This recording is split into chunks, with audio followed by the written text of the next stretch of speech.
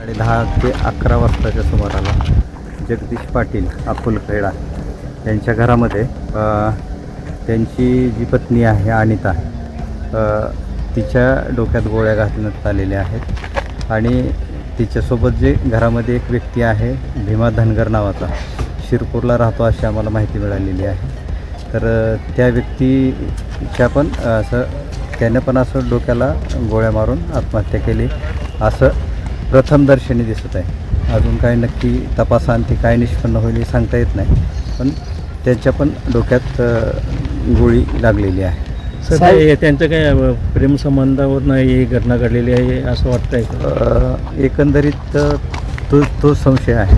प्रेमसंबंध दोघांचे होते, एकमेकाच्या संपर्कात ते इंस्टाग्रामवरून आले असं जरा प्राथमिक तपासात दिसून येत आहे. सर आणि ही घटना कशी उघडीस आली? ज्यावेळी त्या अनिताची एक लहान मुलगी आहे, शाळेतून आली, दरवाजा बंद होता, तिनं हात घालून दरवाजा उघडला तर तिला ती आई आणि तो व्यक्ती तिथं समोर रक्ताच्या थारोळ्यात पडलेला दिसला. साधारण आणि तिनं तिच्या वडिलाला फोन केला. वडील कुठेतरी शेतात बाहेर गेले होते.